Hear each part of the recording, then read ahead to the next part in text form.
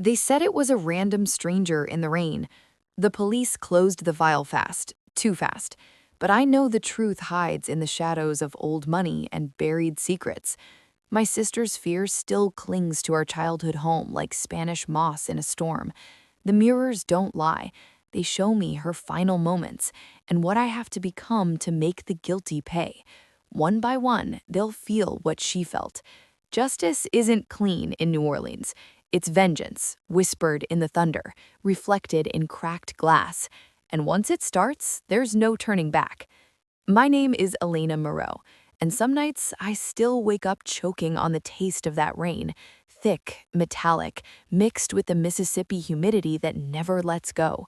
It was one of those classic New Orleans downpours, the kind that hits without warning and turns the whole city into a slick, shining maze.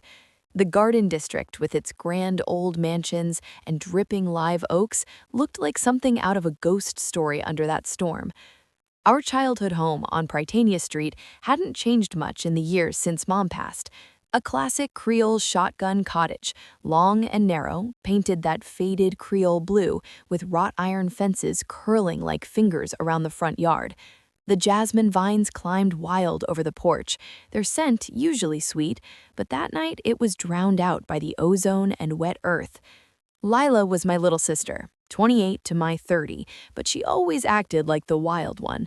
That infectious laugh of hers could light up the dimmest jazz club on Frenchman Street where she slung drinks and danced between shifts. We'd grown up in this house, scraping by after Dad left and Mom got sick. Two girls against the world, sharing secrets in the attic, promising we'd always have each other's backs. She texted me around 10 p.m. that night. Shifts wrapping up. Meet at Cafe NV? Need my big sis fix. Heart. I was already in the quarter, nursing a coffee after a long day temping at a law firm downtown. I replied quick, on my way, be there in 20. But the rain hit hard as I stepped out. Buckets, sideways, the wind whipping my umbrella inside out. The streetcar was delayed, so I huddled under awnings, watching tourists scatter like roaches. By the time I got to the cafe, it was pushing midnight. No Lila. I waited, ordered a chicory coffee to stay warm, checked my phone, no signal in the storm, or maybe she was just running late. Another hour dragged by, worry crept in, that low hum in my gut. Lila wasn't the type to ghost. She was reliable like that. Finally, I gave up and started the walk home. Prytania wasn't far, maybe 15 blocks through the Garden District. The streets were rivers, water rushing along the curbs, overflowing the gutters. Lightning cracked overhead, illuminating the massive oaks and Victorian homes like flashes from an old horror flick. My shoes squelched with every step, jeans soaked to the knees. I turned onto our block, the familiar silhouette of the house coming into view, porch light flickering weakly because the bulb was going out again. And that's when I saw her, slumped against the wrought iron gate right there on the sidewalk. Lila. I ran, screaming her name into the wind, dropped to my knees in the puddle forming around her, her dark hair plastered across her face, eyes wide open, staring blankly at the raging sky. Rain diluted the blood trailing from her mouth, mixing pink into the gutter water rushing past. Her neck, God, the bruises, purple fingerprints blooming under the skin, clear as day even in the dim streetlight, strangled. Someone's hands had squeezed the life out of her right here, steps from our front door. I shook her, begged her to breathe, but she was cold already, too cold. I fumbled for my phone, dialed 911 with trembling fingers. My sister, she's hurt, please hurry. The operator's calm voice cut through my sobs, asking questions I could barely answer. Sirens wailed eventually, cutting through the storm. Sirens are cars, ambulance, lights strobing red and blue off the wet pavement and historic facades. Detectives in rain slickers swarmed, yellow tape going up like it was Mardi Gras parade. They asked the basics. Did I see anyone? Hear anything? No, nothing, just the rain. Coroner arrived, pronounced it on the spot. Strangulation. No defensive wounds worth noting, no purse stolen, her wallet was still slung over her shoulder. Likely a mugging interrupted, one cop muttered. Perp got spooked by the storm. But it didn't feel random, not to me. They let me into the house eventually, after hours of questions under a neighbor's awning. The place was empty, echoing. Creaky wooden floors, high ceilings with those old ceiling fans lazily turning. The hallway mirror, the big antique one Mom salvaged from some estate sale, caught my reflection as I passed, soaked, mascara streaked, looking like a ghost myself. That's when I smelled it.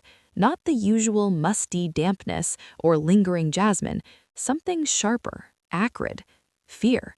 Her fear, trapped in the air, soaking into the wallpaper like the rain outside. The case closed fast, a week later.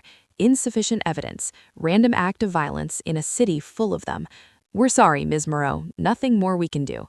But I couldn't let it go. Lila deserved better. And deep down, in that house that remembered everything, I knew the truth was waiting, hiding in the shadows, in the mirrors. That night never really ended for me. It just lingered. 6 months. That's how long I've been living in this house again. And it still feels like I'm the intruder. I sold my tidy little apartment in Baton Rouge, quit the paralegal job that paid the bills, packed everything into the back of my old Jeep, and drove down I-10 until the skyline of New Orleans rose up out of the swamp like it was waiting for me. The Garden District welcomed me back with open arms and dripping moss, but the house on Britannia Street, it just stared, quiet and watchful, like it knew why I'd come. I pulled up that first day in early summer, the air so thick you could chew it. The for sale sign was gone. Lila had inherited the place after Mom died, and now it was mine by default. The key still worked, same as always. The door creaked open on the same hinges it had creaked on since we were kids, and the smell hit me immediately. Dust, old wood, faint jasmine from the vines outside, and something else underneath, something I couldn't name yet. Everything was exactly where we'd left it the last time we visited together, 2 Christmases ago. Her coffee mug still in the dish rack, a half-read paperback on the kitchen counter, her favorite throw blanket draped over the couch like she'd just stepped away for a minute. I stood in the living room for a long time that first afternoon, suitcase in hand, afraid to move, afraid the whole place would collapse if I breathed too hard. But it didn't collapse. It just watched. Nighttime is when the house really starts talking. The floors creak in patterns I swear weren't there when we were growing up. The old ceiling fans turn slow, even when the switch is off. And the hallway mirror, the big antique one with the ornate gold frame that Mom bought at an estate sale in the quarter, catches every shadow wrong. I avoid it at first, walk past with my eyes on the floor, but you can't avoid a mirror forever in a shotgun house. One evening, maybe a week after I moved in, I was carrying a box of Lila's old clothes down the hall and glanced up without thinking. My reflection stared back, pale and hollow-eyed from too many sleepless nights. But for a split second, just a heartbeat, there was something else, a flicker, like someone standing just behind my shoulder. I spun around fast, heart slamming against my ribs.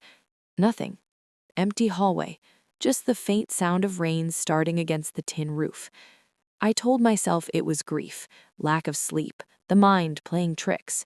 New Orleans does that to people anyway. Half the city believes in ghosts, and the other half is too drunk to care. Still, I started sleeping with the lights on. I couldn't stay away from her room. It's at the back of the house, overlooking the small courtyard where the jasmine grows wild. Her bed was unmade, sheets tangled like she'd just gotten up. I sat on the edge of it one afternoon, running my fingers over the pillowcase that still smelled faintly of her coconut shampoo. That's when I noticed the corner of something sticking out from under the mattress, a leather-bound journal, small enough to hide. My hands shook as I opened it. Lila's handwriting, loopy, confident, the same as when we passed notes in high school. The entries started 6 months before she died. Mostly normal stuff at first, complaints about rude customers at the jazz club, excitement about a new band playing on Frenchman, and little sketches of cocktails in the margins. Then the tone changed. He was at the bar again tonight, same corner booth, watching. I don't like the way he looks at me, like he already owns me. A few pages later, His name is Marcus Hale. Yeah, that Hale. Old money, big house on St. Charles, throws those fancy parties for the crew captains. Started tipping huge, asking questions. Too many questions. And then, 2 weeks before that rainy night, he cornered me after closing, said he could take care of me. I laughed it off, but he didn't like that. Eyes went cold. Told me I should be careful walking home alone.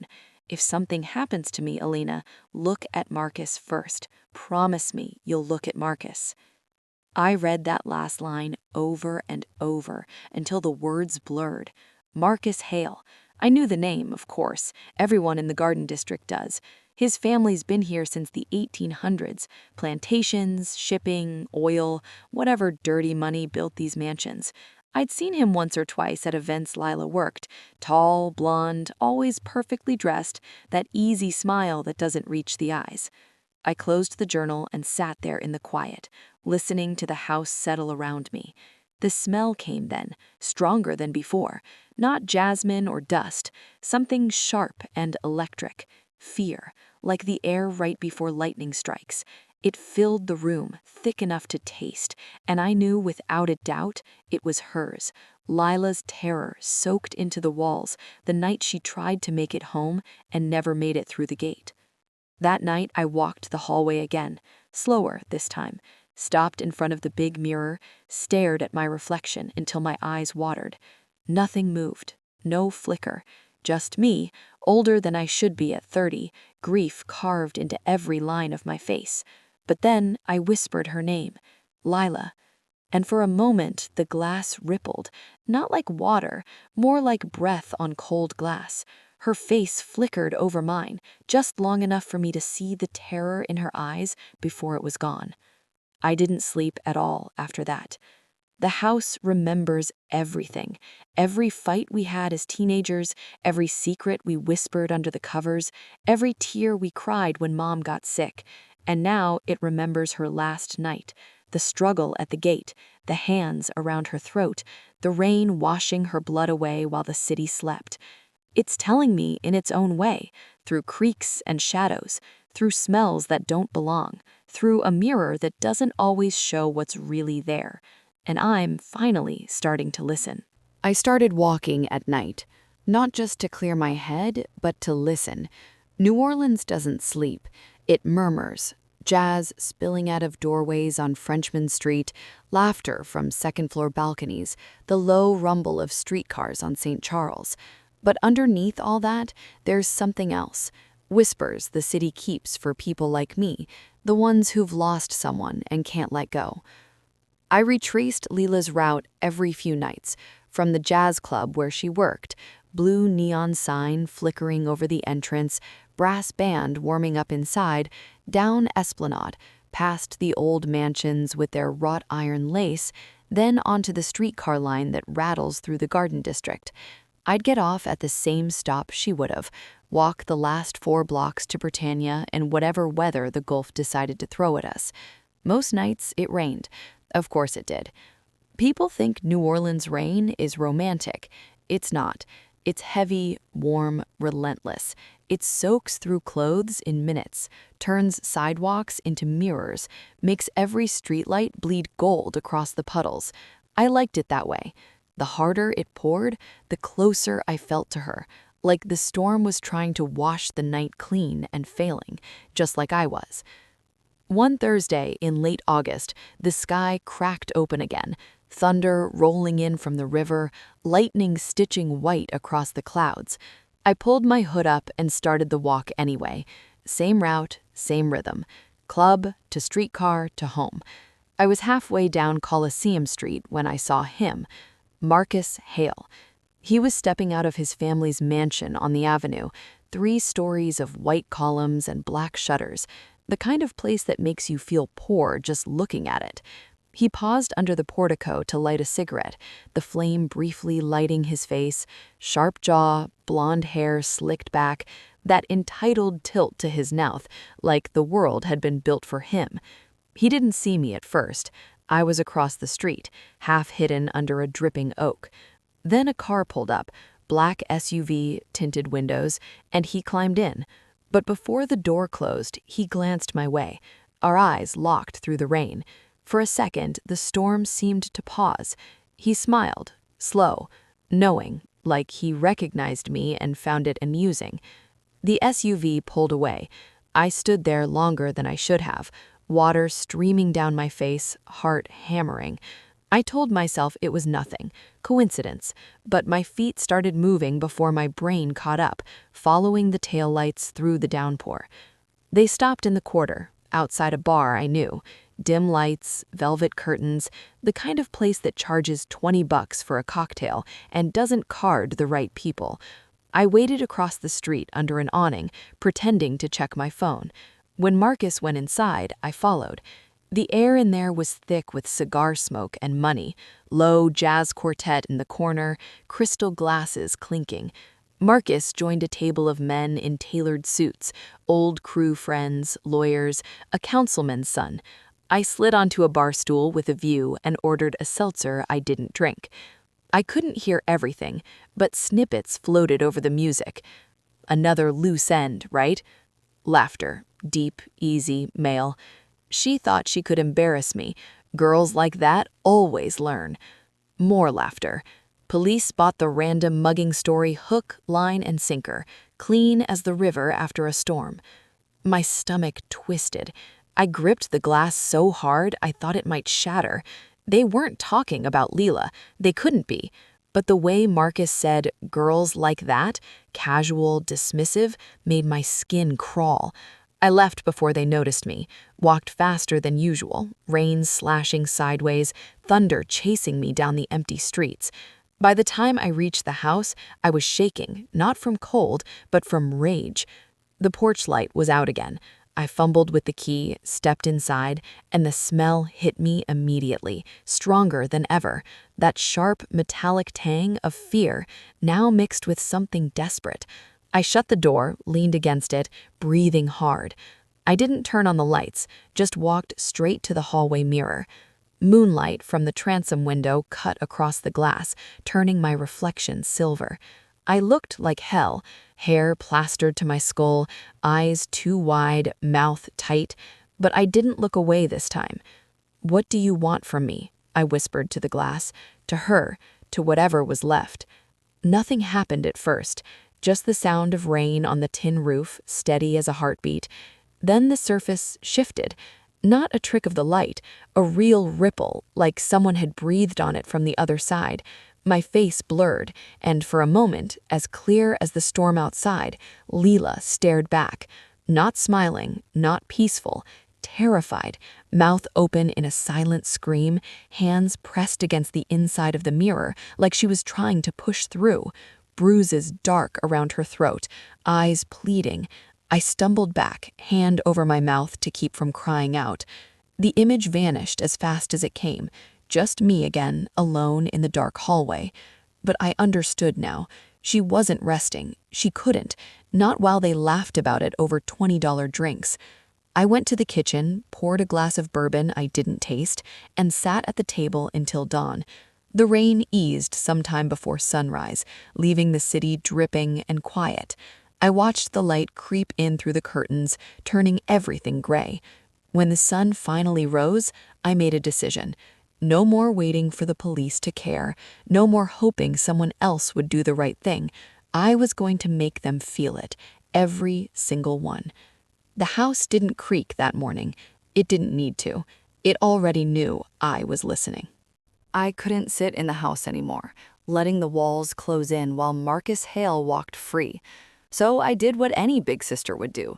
I took Leela's journal straight to the police. Same precinct on Royal Street, same fluorescent lights buzzing overhead, same smell of burnt coffee and old paper. I asked for Detective Ramirez, the lead on Leela's case. He'd been polite enough back then, in that tired, going through the motions way. He remembered me. How could he not? The sister who kept calling, kept emailing, kept showing up. He waved me into his side room with chipped Formica tables and a one-way mirror that probably hadn't worked in decades. I slid the journal across the table like it was evidence on a TV show.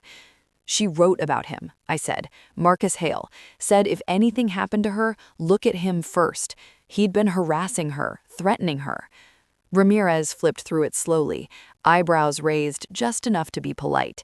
When he got to the last entries, he paused, read them twice. Then he closed the cover and pushed it back toward me. Miss Moreau, Elena, I get it, I do, but this is circumstantial at best. No direct threat, no witnesses, no physical evidence tying Hale to the scene. His alibi's solid. 3 separate people put him at a private party in the quarter that night. Security footage from the venue shows his car arriving and leaving hours later. Alibis can be bought, I said. My voice sounded steadier than I felt. Rich guys like him have friends who'll say anything. He sighed, leaned back in the plastic chair. Look, I've worked cases involving the Hale family before. They're connected. Lawyers, judges, donors to the mayor's campaign. Without something concrete, my lieutenant won't let me pull him in for questioning. It'd be career suicide. So that's it? Money wins again? I'm sorry. And he sounded like he meant it, a little. We'll keep the journal on file. If anything new turns up. I left before he finished the sentence. The rain had started again, light this time, more mist than downpour, as I walked back through the quarter. Tourists huddled under balconies, jazz leaking out of doorways. I felt like the only sober person in the city. That night, the house felt heavier. The fear smell was back, sharp and cloying, like someone had opened a window and let the night in. I poured a drink I didn't want and started searching online. Marcus Hale wasn't hard to find. Instagram full of charity galas, yacht parties, him grinning in tuxedos next to politicians and celebrities. Always that same smile. His alibi witnesses were tagged in plenty of photos. 3 guys he'd known since Tulane, Trent Callahan, Victor Lang, and Ethan Pierce. All trust fund kids turned finance bros or lawyers, all smiling in the same pictures. I fixated on Trent first. He'd posted the morning after Leela died, a story from the party, time-stamped 2 a.m., him holding a champagne flute with Marcus in the background. Convenient. I found him 2 nights later at a dive bar on Magazine Street, the kind of place the Garden District boys slum at him when they want to feel rebellious. He was half drunk already, laughing loud with a couple of frat types. I waited until he stepped outside for a smoke, then followed him into the alley. Trent Callahan? He turned, squinting through the drizzle. Do I know you? You knew my sister, Leela Moreau. His face changed, just a flicker, but I caught it. The easy grin faltered. Oh, yeah, sorry about that. Terrible thing. Were you with Marcus Hale the night she died? He took a long drag, exhaled toward the brick wall. Yeah, whole night. Party at Victor's place in the quarter. Cops already asked. You're sure? The whole night? Look, lady. He straightened up, trying for tough. I don't know what you think happened, but you're barking up the wrong tree. Stay out of it. He brushed past me, back into the bar. I stood in the alley a long time, rain soaking through my jacket, replaying that flicker in his eyes. The next day, Trent was gone. His Instagram went private, then disappeared altogether. A mutual friend of a friend told me he'd taken a job opportunity in Houston. Sudden transfer, no goodbye party. Coincidence? Maybe. That night, the house decided to talk louder. I was in the kitchen heating soup I wouldn't eat when the hallway mirror cracked. Not shattered, just a single hairline fracture running diagonally from the top corner straight across the glass, right where a throat would be. I stared at it for minutes, soup burning on the stove. The smell hit then, stronger than ever, thick and metallic, like blood and panic mixed. I walked down the hall slow, barefoot on the creaky boards, and stopped in front of the mirror. My reflection looked back, fractured now, split into jagged pieces. But in one shard, just for a heartbeat, I saw him, a man's hands reaching from behind, closing around a neck. The build was tall, broad-shouldered, blonde hair at the edge of the frame. Marcus. I didn't scream, didn't run. I just stood there until the image faded, and it was just me again, broken into pieces. Then I went to my bedroom, opened the nightstand drawer, and took out the gun I'd bought the week before, small .38 revolver, easy to conceal. The guy at the shop in Jefferson Parish hadn't asked too many questions.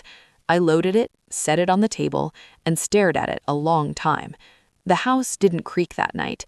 It didn't need to. I was done asking nicely. I stopped pretending I was just grieving. Grief doesn't make you check the locks 3 times before bed. Grief doesn't make you sleep with a loaded .38 under your pillow. What I was feeling had crossed the line into something colder, sharper. Obsession, maybe. Or purpose.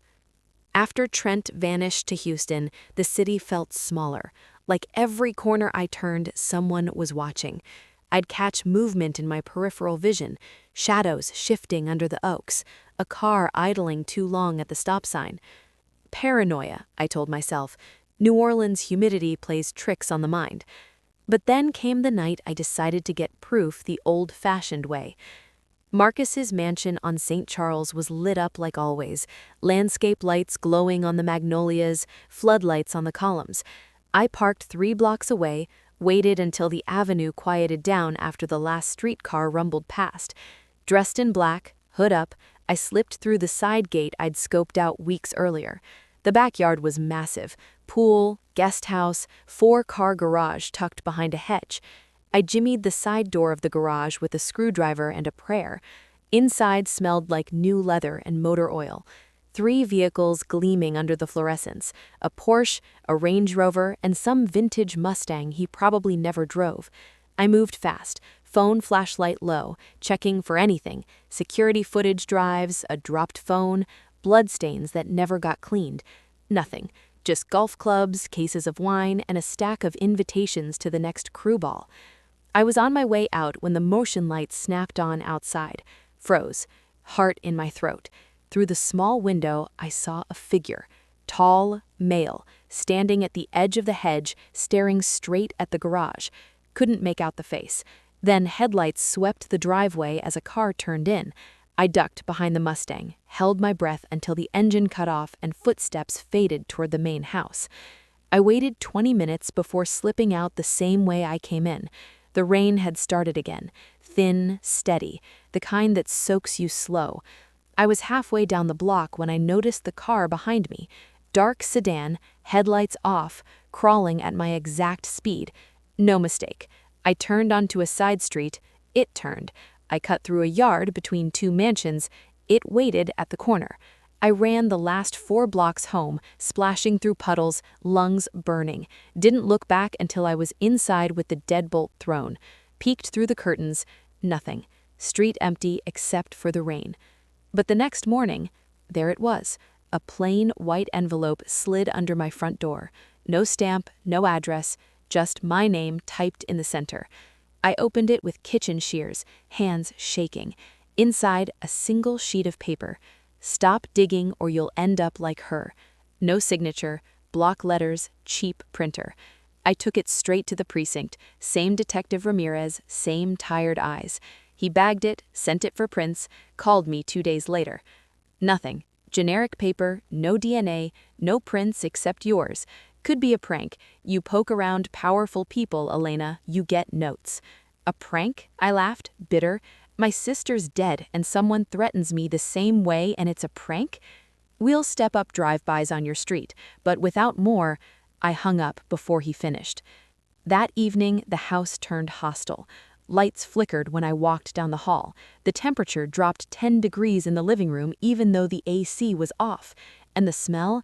God, it was everywhere now. Thick, choking, like fear had turned solid and settled in every corner.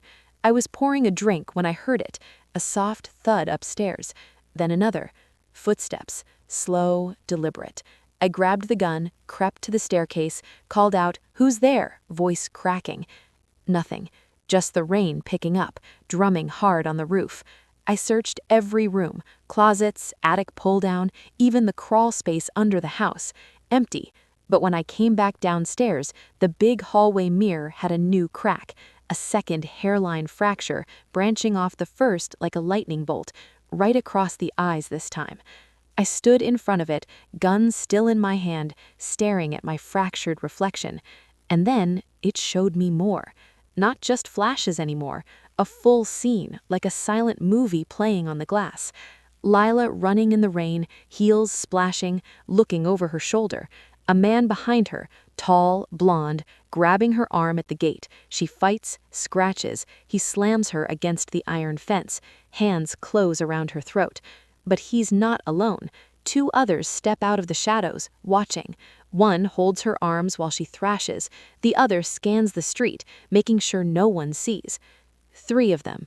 Not a random mugging. Not one killer. 3. The vision faded, left me gasping. I sank to the floor right there in the hallway, back against the wall, gun across my lap. The house groaned around me, old wood settling like a sigh. Lila's fear wasn't just lingering, it was warning me. They knew I was getting close, and they were closing in. I didn't sleep that night, sat at the kitchen table with all the lights on, gun in front of me, journal open to her last entry, read it until the words burned into my brain. If something happens to me, look at Marcus. She didn't know the half of it, but I did now. The rain kept falling, washing the streets clean for everyone else. Not for me.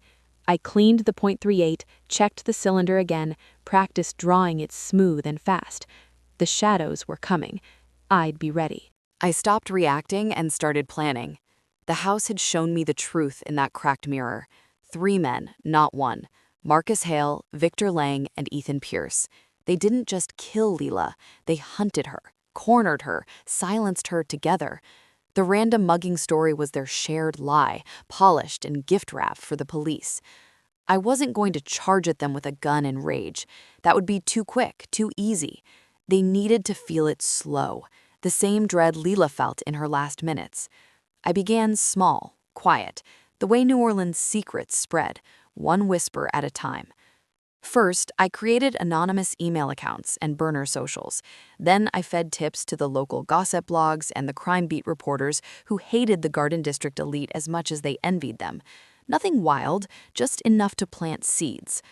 Sources close to the investigation say the Leela Moreau case may be linked to a series of unreported assaults at private parties hosted by prominent crew members.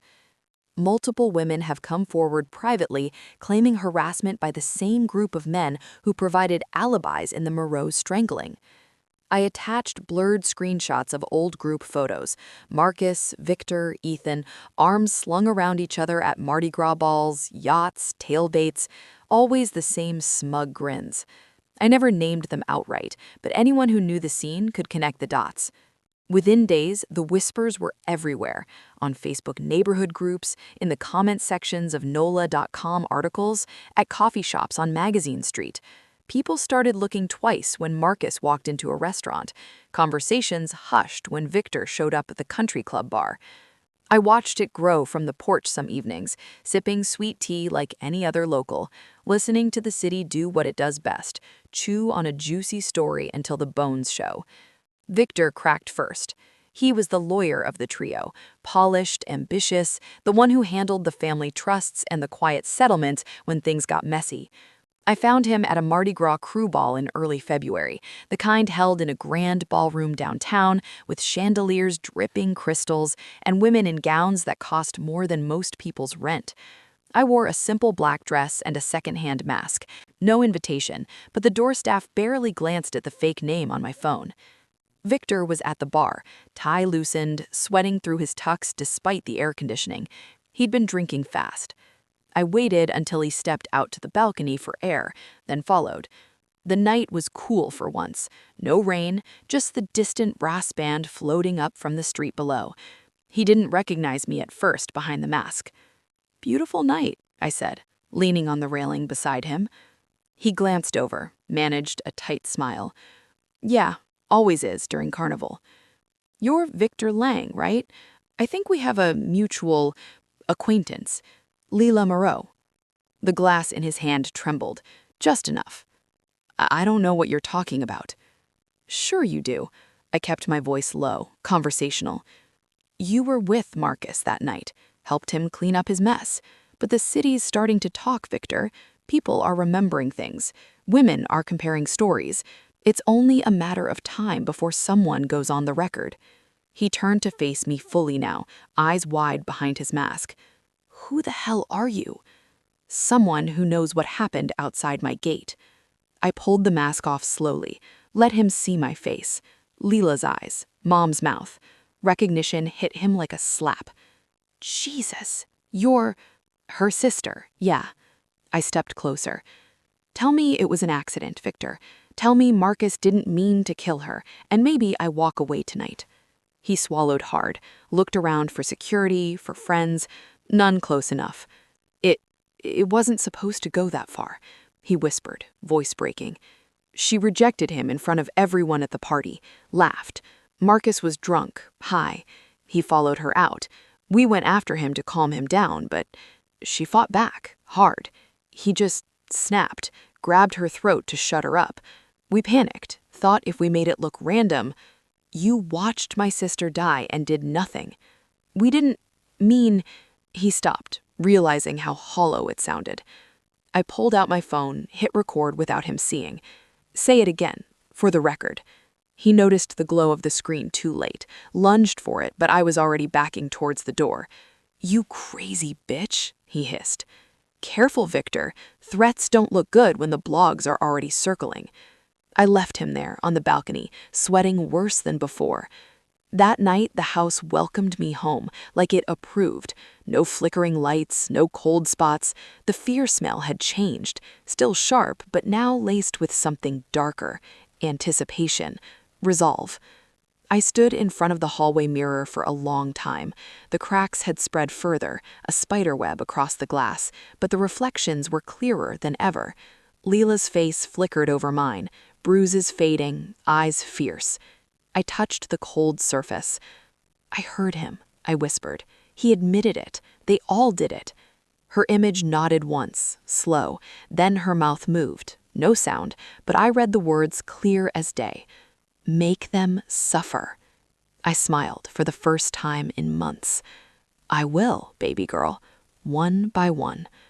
The plan was taking shape now. Victor first, he was the weak link. Then Ethan, Marcus last because he deserved to watch his world crumble before I took his. The city would help me. New Orleans always sides with its ghosts eventually, and Leela's ghost was louder than most. Victor Lang died on a foggy Tuesday night in March, and the city barely noticed. I'd been watching him for weeks after that Mardi Gras confrontation. He was unraveling fast, drinking earlier, skipping work, jumping at shadows. The rumors I'd seeded were doing their job.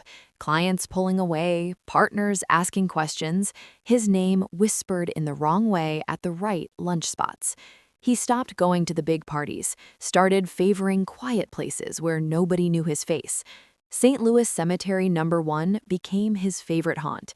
He'd go there late, after the tourists left, wandering the rows of crumbling tombs like he was looking for absolution among the dead. I followed him twice to make sure. He always brought a flask, always sat on the same weathered bench near the oven vaults, staring at nothing. I chose that place for him. Fog rolling in thick off the river, Spanish moss hanging low, the whole cemetery feeling like it was underwater. Rain wasn't forecast, but the air was so saturated it felt like it anyway, damp clinging to everything, muffling sound. I sent him a message from a burner phone that afternoon. I have the recording from the balcony. Meet me at St. Louis No. 1, 11 p.m., or it goes to the Times-Picayune tomorrow. Come alone. He showed up 10 minutes early.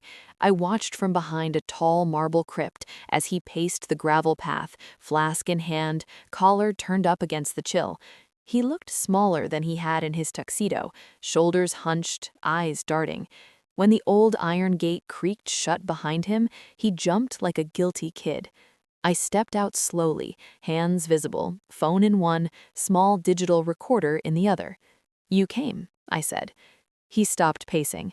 You've got balls, I'll give you that, showing your face after what you pulled. Where's Marcus? Where's Ethan? They don't know I'm here. His voice cracked on the lie. Just give me the recording and we'll call it even. I shook my head. I want to hear it again, all of it. Tell me exactly what happened that night. He laughed, bitter and short. You think you're stupid? You're wearing a wire. No wire, just this. I held up the recorder, hit play. His own voice filled the foggy air, slurred, panicked words from the balcony. It wasn't supposed to go that far. He just snapped. We panicked. His face went gray. "Turn it off," I said. "Tell me the rest, on record. Tell me how you held her arms while Marcus choked her, how Ethan watched the street so no one would help." He lunged then, not for the recorder, but for me, hands out, eyes wild. I sidestepped on the wet gravel. He stumbled past, caught himself on a tomb, spun back, breathing hard. "You don't get to judge us," he hissed. "She was nothing, a bartender who thought she was too good." I didn't let him finish. I stepped in close, voice low. "She was everything." He came at me again, faster this time. We struggled between the crypts, his hands grabbing from my throat, mine pushing back. He was bigger, stronger, but drunk and sloppy. I twisted away, shoved him hard toward the raised stone edge of an old vault. He slipped. The fog had made everything slick. His dress shoe caught on loose gravel, and he went backwards, arms windmilling, flask flying. His head hit the corner of the crypt with a sound I'll never forget. Sharp. Final. He slid down the stone wall and didn't move. I stood frozen for seconds, maybe minutes, listening to the quiet. No screams, no witnesses, just distant traffic on Basin Street and the soft drip of condensation from the moss. I checked his pulse. Nothing. I didn't touch the flask, didn't move the body, just wiped the recorder clean of my prints and dropped it into his coat pocket and walked out the same gate he'd come through. The fog swallowed me before I reached the street. Next morning, the news called it a tragic accident. Prominent attorney Victor Lang found dead in historic cemetery, apparent fall while intoxicated. Slippery conditions from overnight humidity. No signs of foul play. Police ruled it accidental within hours. I sat on my porch with coffee, reading the article on my phone. The photo they used was from happier times. Victor in a suit, smiling that lawyer smile. He didn't look so polished anymore. Marcus and Ethan went to the funeral. I watched from across the street, hidden behind sunglasses and a wide-brimmed hat. They stood together at the graveside, faces stone. But I saw Ethan's hands shake when he tossed dirt on the casket. Marcus kept scanning the crowd like he expected me to wave. That night, the house felt different, lighter somehow. The fear smell was still there, but thinner now, like a weight had lifted. I walked the hallway slow, stopped in front of the spiderweb-cracked mirror. Leela's face appeared clearer than ever. No bruises this time, just her eyes, fierce, steady. She didn't smile, but the terror was gone. I pressed my palm to the glass. 1 down, 2 to go. The cracks didn't spread that night. They held. Victor had been the easiest, the weak link, the one who talked. The others would be harder, but I was just getting started. Victor's death hit the news cycle for exactly 2 days. Tragic accident, slippery cemetery stones, too much bourbon. Then Mardi Gras season rolled on, and the city forgot him the way it forgets everything that doesn't involve beads or brass bands. But Marcus and Ethan didn't forget. I saw it in the way they moved now, quicker glances over shoulders, fewer smiles for the cameras. The police ruled it accidental fast. No witnesses, no security cameras in that part of the cemetery, toxicology showing Victor well over the limit. Case closed before the body was cold. I sat on the porch that morning, scrolling through the articles, coffee going cold in my hand. A small, sharp satisfaction settled in my chest. One loose end tied off, permanently. Marcus knew, though. He had to. 3 nights later, he proved it. I was locking up around midnight, no rain for once, just that heavy Louisiana stillness when headlights swept the driveway. A black SUV idled at the curb, engine low. The driver's window rolled down slow, and there he was, Marcus Hale, leaning out just enough for the porch light to catch his face. Blonde hair perfect, suit jacket open, that same predatory smile. I froze with the key still in the lock. He didn't get out, just stared for a long minute, then spoke, voice carrying clear across the wet grass. "You think you're clever, Elena? Stirring up old stories, sending anonymous tips? I didn't answer. Hand slipped into my pocket, fingers brushing the grip of the .38. Victor was clumsy, he went on, casual as talking about the weather. Always was. But you're starting to be a problem. Funny, I said, finding my voice. I was thinking the same about you. He laughed, short, humorless. Stay out of it. Whatever you think you know, whatever you think you're doing, stop. Or you'll end up like her, only nobody'll call yours an accident. He rolled the window up and pulled away slow, tires hissing on the damp pavement. I stood there long after the taillights disappeared, heart pounding so hard I felt it in my teeth. Inside, the house was waiting. The fear smell was back, stronger than it had been since Victor died. Thick, metallic, mixed now with something urgent. I walked straight to the hallway mirror. The cracks had spread further overnight, a full web across the glass, fracturing my reflection into a dozen jagged pieces. But the images came faster now, sharper. Lila running again, rain slashing sideways, hair whipping across her face. Marcus behind her, closing the distance fast. Ethan across the street, phone light glowing as he scanned for witnesses, ready to wave off any passing car. I watched her fight, nails raking Victor's hands, knee driving up toward Marcus. Watched her mouth open in a scream the storm swallowed. Watched Marcus's hands close around her throat, squeezing until her struggles slowed, then stopped. They didn't leave right away, stood over her a moment, breathing hard, realizing what they'd done. Then Victor dragged her body closer to the gate, arranged it like a mugging victim, purse still on her shoulder, nothing taken. Ethan wiped rain from his face and said something I couldn't hear. Marcus just stared down at her, face blank. The mirror went dark. I sank to my knees on the creaky floor, hands pressed to the glass, like I could reach through and pull her back. Tears came hot and sudden, the first I'd allowed since the funeral. I see it now, I whispered to the empty hallway. The house answered with a low groan, old beams settling like agreement.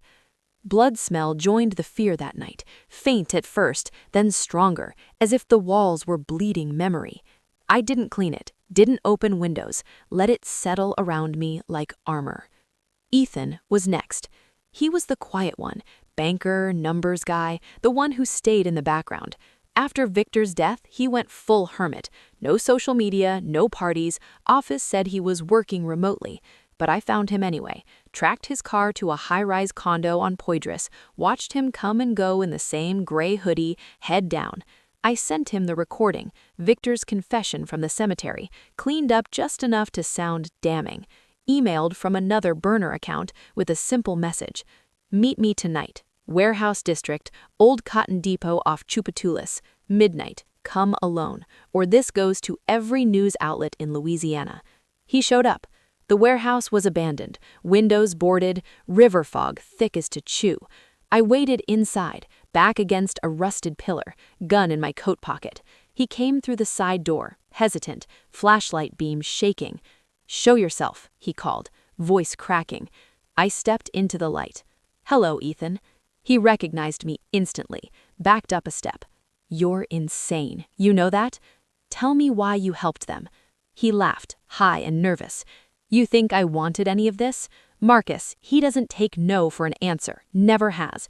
We were just trying to calm him down." You held her arms. She was screaming. Someone would have heard. "You watched my sister die." He ran then, not toward me, toward the door he'd come in. Panic made him clumsy. I didn't chase, just watched him sprint out into the fog, shoes slipping on the wet concrete loading dock that jutted over the Mississippi. He never saw the drop. 1 second his silhouette was there, next it was gone. A splash, faint and far below, then nothing but the river moving on. They found his body 2 days later, tangled in debris downriver, ruled accidental drowning, known to be depressed after friend's death, mixed with alcohol. No note needed, the city filled in the blanks. 2 down. Marcus was alone now, and he was coming for me. That night, every mirror in the house showed the same thing. Lila's face over mine, eyes burning, mouth set hard. The cracks glowed faintly, like lightning trapped in glass. I touched the biggest fracture. I see it now. The empty hallway answered with a low groan, old beams settling like agreement. Blood smell joined the fear that night, faint at first, then stronger, as if the walls were bleeding memory. I didn't clean it, didn't open windows, let it settle around me like armor. Ethan's body washed up near Algiers on a gray morning in April, snagged on old pilings like river debris. The coroner called it accidental drowning, high blood alcohol, signs of recent emotional distress, no defensive wounds. The news ran a short segment. Another young professional lost to the Mississippi's pull. Marcus attended the memorial alone. No smile this time, just a tight jaw and eyes that scanned every face in the crowd. I watched from the back of the chapel, veiled hat low, hands folded like any other mourner. When Marcus stepped out into the sunlight afterward, he looked older, shoulders carrying something heavier than grief. He knew it was me. Both deaths, Victor in the cemetery, Ethan in the river, too clean, too convenient. But knowing and proving are different things in New Orleans. The police had no reason to connect them to an unsolved strangling from almost a year ago. Files stayed closed. Detectives had bigger cases. That night, the house celebrated in its quiet way. The blood smell faded to something coppery sweet, like old coins. The fear was almost gone now, replaced by a low hum of energy that made the air feel charged. I walked the hallway barefoot, floorboards warm under my feet for the first time since I'd moved back. The mirror didn't crack further.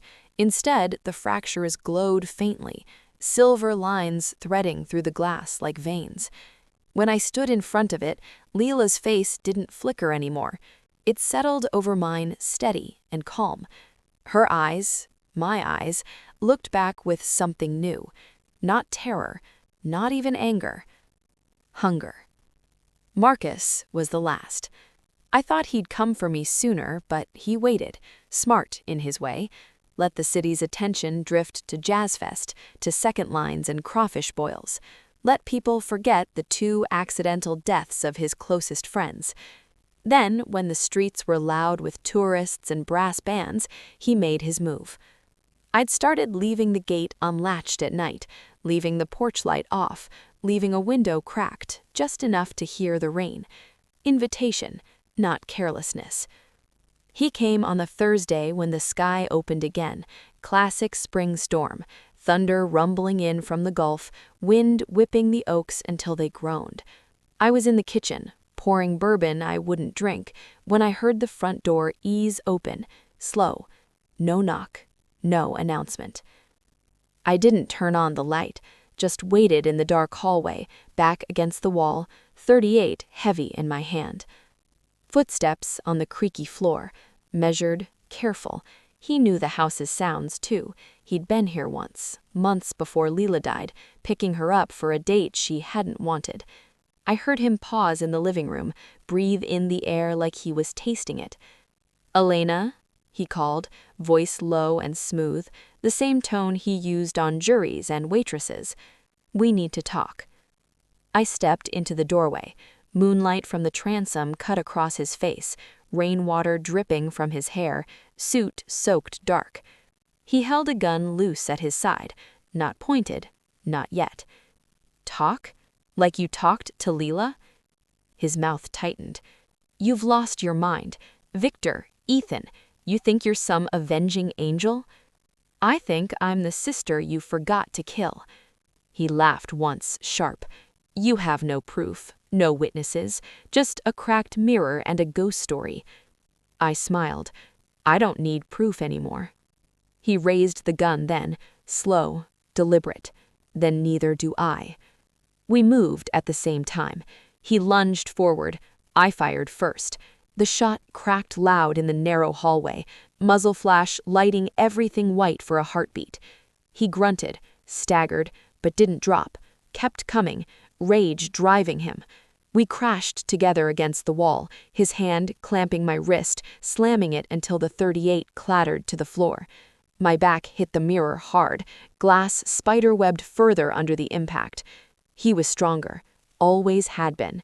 Hands closed around my throat the same way they'd closed around hers.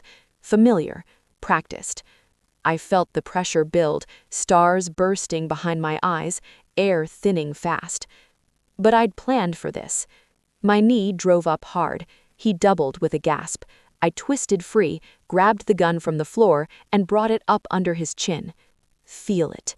Feel what she felt. His eyes widened. Real fear now, raw and animal. He tried to speak, but I pulled the trigger. Second shot quieter somehow, muffled against skin. He dropped heavy, blood spreading dark across Mom's old Persian rug. I stood over him a long time, chest heaving, listening to the storm rage outside. Thunder rolled like applause. When I finally looked up, the mirror showed everything. Not just me, not just Leela. Both of us. Faces blended, her mouth, my eyes, shared rage finally spent. Bruises gone from her throat, blood on my hands, but the reflections smiled. The cracks in the glass glowed brighter, then slowly faded, lines sealing themselves until the surface was almost whole again. Just one thin scar left, right across the neck. I sank to the floor beside his body, back against the wall, rain drumming steady on the tin roof. The house didn't smell like fear anymore. It didn't smell like blood. It smelled like jasmine coming in through the open door. Sweet, heavy, finally free. 3 down. Justice, ugly and late, but mine. I knew the police would come eventually. Neighbors might have heard the shots. Someone would notice Marcus missing. They'd find him here, gun in my hand, self-defense story ready. Maybe they'd believe me. Maybe they wouldn't. But the mirrors were quiet now, and Leela was too. The storm raged harder after the second shot, like the sky itself was trying to wash the blood away. Marcus lay crumpled in the hallway, eyes still open, staring at nothing. Rain hammered the tin roof, wind rattling the old windows like fists on the glass. I sat there beside him for what felt like hours, back against the wall, gun loose in my lap, listening to his blood soak into the rug. I didn't feel shock, didn't feel regret, just a deep, hollow quiet, like the house had finally exhaled after holding its breath for a year. Sirens would come eventually. Gunshots in the Garden District don't go unnoticed, even in a storm. I knew I had time, maybe 20 minutes, maybe less, but I didn't rush. I stood slow, legs stiff, and walked to the kitchen, poured the bourbon I'd ignored earlier, drank it in one burn. Then I called 911 myself. "Someone broke in," I said, voice steady. "He had a gun. I shot him. Please hurry." The operator asked questions, address, safety, injuries. I answered calm, like I was reporting a fender bender, hung up before she could ask more. Back in the hallway, I looked at the mirror one last time. The cracks were almost gone now, just faint silver lines, like scars healing. My reflection stared back, hair wild, blood on my shirt, eyes older than 30. But behind me, clear as moonlight, Leela stood. Not flickering, not pleading, just there, hand on my shoulder, chin high. We looked like twins again. I touched the glass. "It's done," I whispered. She smiled, small, real, the same crooked grin she'd had since we were kids stealing beignets from Café du Monde. Then she faded slow until it was only me. The house didn't creak anymore, didn't smell like fear or blood or jasmine. It smelled like nothing. Empty. Peaceful. Red and blue lights flashed through the curtains before the sirens reached the street. I set the gun on the floor next to Marcus. Careful fingerprints, careful story. Self-defense, home invasion. He'd threatened me before. I had the note, the recordings, the journal. Pieces that might not hold in court alone, but with a dead intruder in my hallway, enough. Detective Ramirez was first through the door, raincoat dripping, gun drawn until he saw me sitting on the stairs, hands visible. Ms. Moreau? His eyes took in the scene. Body, blood, spent casings. You okay? I nodded. He broke in, said he was going to finish what he started with my sister. Ramirez holstered his weapon, radioed for crime scene and coroner. More uniforms arrived, then detectives, then the photographer with the bright flash. They separated me into the living room, wrapped a blanket around my shoulders, brought coffee I didn't drink. I told the story simple and straight. Marcus Hale, obsessed with Leela, killed her when she rejected him. His friends helped cover it up. When they started dying in accidents, he came for me to tie up the last loose end. Showed up armed, we struggled, I got the gun away, fired in fear for my life. They found his gun, still warm, one round missing. He'd fired into the wall during the struggle. Found the threatening note in my drawer. Found Leela's journal with his name circled in red. Found the burner phone with Victor's confessions still saved. By dawn, the rain had stopped. The house was full of strangers in gloves and booties, measuring, photographing, bagging. I sat on the porch steps watching the sun come up over the oaks, steam rising off the wet pavement. Ramirez joined me eventually, coffee in hand. Looks like self-defense. DA's office will review, but off the record, Hale's family's gonna make noise, but the evidence is pretty clear. I nodded. Didn't smile. We're reopening your sister's case, he added. With what you've given us, we should have listened sooner. Yeah, you should have. He left it at that. The coroner took Marcus away in a black bag. The cleaners came 2 days later, professionals who deal with crime scenes, no questions asked. They scrubbed the rug, patched the bullet hole in the wall, left the house smelling like lemon and bleach. I kept the mirror. The last scar faded the week the grand jury ruled justifiable homicide. No charges, case closed. Both of them. I still live here. Sold Marcus's confession tape to a true crime podcast for enough to fix the roof and pay the taxes for a decade. People drive by sometimes, slow, staring at the blue Creole cottage with the jasmine vines. Ghost tour guides pointed out now, site of the Garden District vigilante killing, sister's revenge, or haunted justice. I don't correct them. Some nights I walk the hallway barefoot, stop in front of the mirror. It's whole again, clear. Just me staring back. Older, harder, but not Goken. And sometimes, if the moon is right and the air is thick with coming rain, I see her. Not scared, not pleading, just Leela. Smiling. Free. We did this together. The police think it's over, the city moved on to the next scandal, but the mirrors remember. And if anyone ever asking the wrong questions or looking at some other girl the way Marcus looked at her, well, there are more mirrors in this house, more ways to make them suffer. I know what I must do, and I'm not done yet. The end. Or maybe just the beginning.